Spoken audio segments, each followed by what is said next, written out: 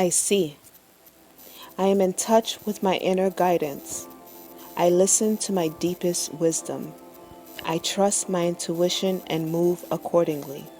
My life moves effortlessly. I see. I am in touch with my inner guidance. I listen to my deepest wisdom. I trust my intuition and move accordingly. My life moves effortlessly. I see. I am in touch with my inner guidance. I listen to my deepest wisdom. I trust my intuition and move accordingly. My life moves effortlessly. Welcome to the dreamy planet of Neptune. Neptune rules over Pisces. Neptune remains in our zodiac sign for 10 to 12 years. Neptune rules over our dreams, our intuition, mysticism, imagination, and delusions. Neptune is the god of the sea from the Roman pantheon. Neptune rules over our spiritual development, our religious beliefs, our private studies, such as this one where you're studying about the zodiac sign and spirituality, mysticism as a whole. Neptune makes you feel innocent and naive. But at the same time, Neptune allows us to privately practice our psychic, empathetic, and sensitive abilities.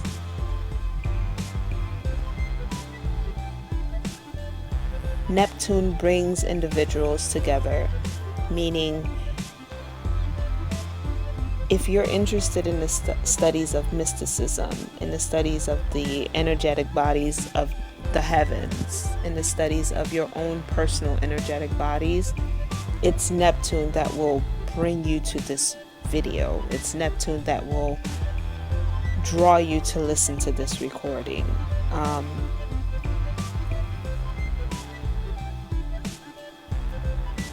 Neptune allows us to liberate ourselves from our egos and delve deep into our spirit, allowing us to see ourselves beyond the physical shell that we present to the world. Neptune connects us to the universe and allows us to take risks in our beliefs, in our ability to see beyond. Now, Neptune ruling over Pisces rules over the third eye of the seven chakras. So, with Neptune, one has to be careful to not become overactive in that space so that you are not overpowered by delusions and illusions. The study of mysticism is something that can take one into a dark path if it's not balanced. The negative sides of Neptune includes being overambitious, having unrealistic goals, feeling desperate, and experiencing high disappointments. How does Neptune overcome such negativity? Neptune represents mercy and kindness. Neptune is one of those rulers that understand its power, in other words.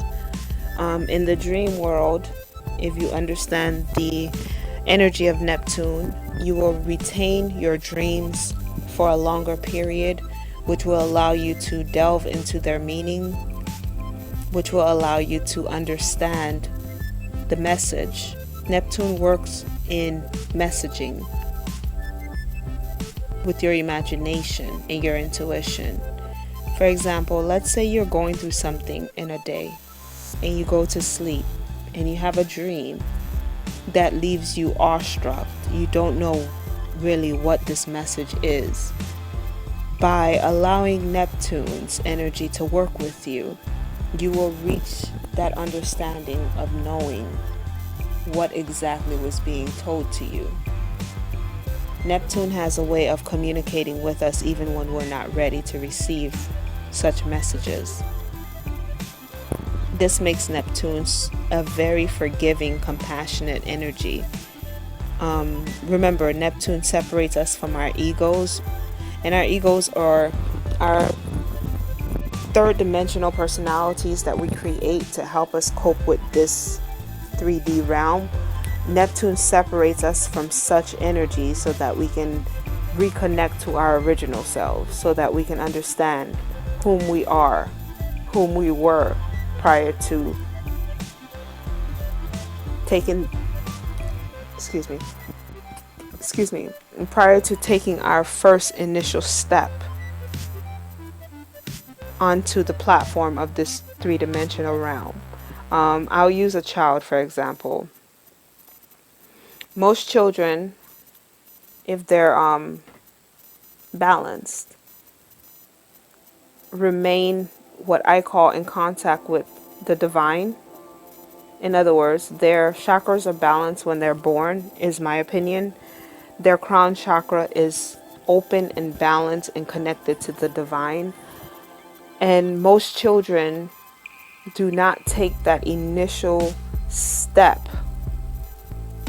onto the three-dimensional platform until they're way into their grade school education, until they've entered the education system in a more depth manner. I can only say that for myself and the people that I was brought up with. A lot of us were intuitive, remained intuitive until we took that first platform step onto the third dimensional realm of starting to converse on what, for example, we wanted to be when we matured. Once we started putting our focus on what life path we would take in this three-dimensional realm, it's as if the intuitive realm got shoved to the side, and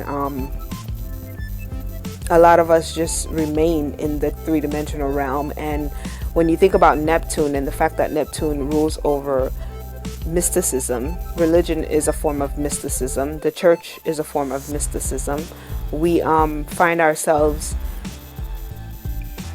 as we delve more into the three-dimensional realm, we move away from the open, intuitive, spiritual realm and more into the constructive, religious realm, which gives us instructions on who we are, gives us directions on what we should take our three-dimensional lives on, and gives us predictions of what will happen once we expire from this three-dimensional realm. The sad thing about the relationship with Neptune is no matter how much Neptune pulls you back into your original state, if you've gone too far into that three-dimensional realm, Neptune can only reach so far into the 3D realm to pull you back into your true life's journey. And I think this is where the idea of reincarnation comes in, where for example, if you leave your Neptune energy too far behind and you keep running forward in this three-dimensional realm, then you have to come back. You would have to come back and recycle and restart until you learn that lesson that your spirit initiated in the beginning. And you'll hear those stories of individuals who are born and they remember being born before. They remember their lives before the one that they are currently living. They remember events that occurred in their previous lives. They had to come back. And now that they've come back and they're more connected to their Neptune energy, they have a stronger connection with their intuition, they'll probably have a higher chance of achieving and succeeding at that life's lesson that they were looking for. I think Neptune is probably one of the most magical, if not the most magical planet. It's the energy of Neptune is free flowing. If you allow Neptune to work with you, you will flow. But remember, the negative side of Neptune now is the overambitious, unrealistic, desperate, highly disappointed energy. And I'm going through to try to reconnect the Zodiac. To reconnect the Zodiac that's ruled under Neptune, which is Pisces. Now, the negative side of Pisces would be the oversensitive, pessimistic, lazy energy, right? And Pisces also have a weak will when they're in their negative energy, meaning they're easily hurt. They have low self-esteem. In other words, it's easy to attack and take over a Pisces. Now, with Neptune being the ruler of mysticism, I'm doing my best here to tie in the understanding of your spiritual journey with the sign and energy that Neptune rules. In the study and the journey back to spirituality, we are probably drawing more of our Neptune energy back into us, meaning like when you're in the 3D realm, you're dealing more with Martian, Venus, Jupiter energy. When you start balancing yourself, you're adding Neptune, Uranus, Saturn, and Pluto with the sun and the moon on either side. Now, if you were more into the three-dimensional realm of church, religion, someone telling you what to do, when to do it, how to do it, and you go now into the spiritual realm of taking responsibility for who you are and what you've done and what you need to do to reach the level that you need to reach. Neptune is that energy that will help you using your own power, your own imagination, that will help you to reach that goal, to reach that lesson. But you must always be aware of the sign, aka the energy that the planet is ruling over, so that you can know how you are being affected by that planet. For example, you might have your Neptune in, for example, Gemini, which is an air sign. But you can't focus too much on Neptune being in Gemini and not focus on the fact that your Neptune in Gemini states these facts, but these facts can also be affected by the native ruler of sign of Neptune, which is Pisces. So where Gemini exhibits such skills and such traits, Pisces may overshadow that and bring Gemini down. Like, this is the game that is played in the astral world, if you can understand what I'm saying. Where you would have Neptune balance would give you information through your dreams, allow your intuition to process it, and allow you to walk through the mysticism world with your head held high. You have to take into consideration where the moon affects Pisces for that period that you're trying to work with Neptune. You have to take into consideration where Neptune falls in your birth chart, so you can understand how both Neptune and Pisces, which Neptune rules, affects your the placement of your birth chart.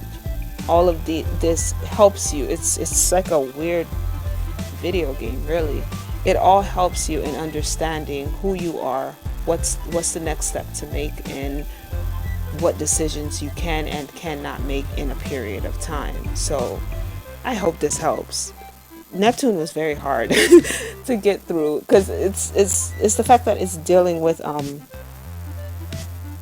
it's the real energy of mysticism. It's the real energy of the third eye, the intuition. So you have to, like, understand, like when you are working with the energy of Neptune, you're not just working with any energy such as Venus, which is three-dimensional energy of physical materialistic possession, or such as Mars, which is like your personal energy of your will to go out there and get something done, or of Jupiter, which is your luck energy to go and find luck in whatever journey it is. All those are three-dimensional energies. Once you cross over to Neptune, you're now dealing with astral energies, and you have to be very careful, because the statement is as above, so below. It's not so below as above. So now I believe once we cross Jupiter, we're heading farther above. And once you've reached Neptune, you're really you're there. Like everything you do in Neptune affects the physical realm. And I think I'm sticking on this so much because a lot of people in our world do things through their third eye that they don't understand how it affects people around them, or how it affects the world around them, including themselves. And by studying a Piscean, or by studying the Neptune energy, you can truly see how everything falls in line, everything connects with one another. And use the Neptune energy in your spiritual journey during meditations. I will do my best to do a not a guided meditation, but a blueprint of each planet energies, on how to use each planet to meet your goals, fulfill your goals. Because Neptune is that one planet that is that one energy. You have to be very careful with it. It doesn't matter if you have a Pisces in your life, or if you've ever been around a Pisces. There's something magical about them, but there is also something that's easily overtaken. Like the Pisces energy is an energy that when it's not honed, it's easily pillaged, in other words, if that makes sense. So be careful as you work with your Neptune energy. Always do your opening and closing ceremonies to, if you're going to open that gate into the astral world, always close it back so that other things are not coming into your world and ruining whatever it is that you're trying to do. So we are heading into Pluto. I really hope this helped.